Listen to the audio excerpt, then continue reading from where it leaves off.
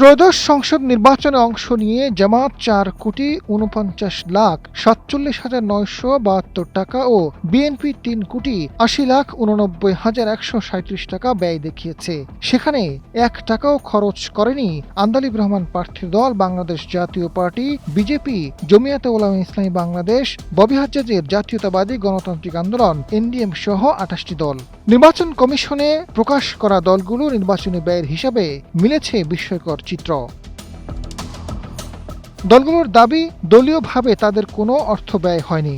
শূন্য ব্যয় দেখানো 28টি দলের মধ্যে লিবারেল ডেমোক্রেটিক পার্টি এলডিপি প্রার্থী দিয়েছে 12 জন, Zaker party 7, Bangladesh Khelafat Andolan 8, Bangladesh Muslim League 12, National Peoples Party NPP 23, Jamiat Ulamaye Islam Bangladesh 4, Gano Forum 19, Gano Front 5, Bangladesh জাতীয় party BJP 5, Bangladesh national Awami party বা বাংলাদেশ ন্যাপ 1 জন,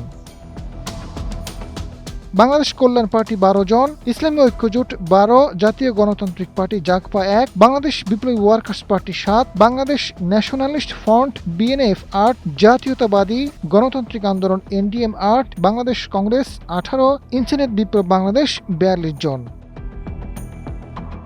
Bangladesh Supreme Party BSP 19, Nagorik Oikya 11, Gonosamhati Andolan 17, Bangladesh Development Party BDP 2, Bangladesh Minority Janata Party 8, Bangladesh Labour Party 15, Bangladesh Republican Party BRP 12, Janata Dal 19, Bangladesh সম অধিকার পার্টি বিপি 1 জন প্রার্থী দিয়েছিল।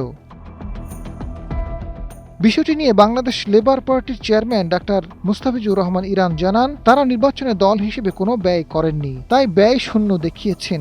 সংসদ নির্বাচনে প্রার্থীদের কাছ থেকে কোনো টাকাও নেওয়া হয়নি এবং দলীয়ভাবেও কোনো টাকা দেননি, তাই তাদের নির্বাচনী ব্যয় শূন্য।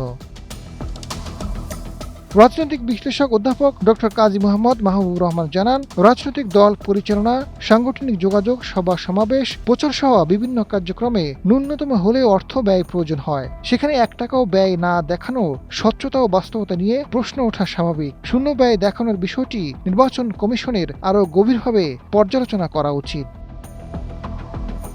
আজাদ ফারুক, সময়ের আলো।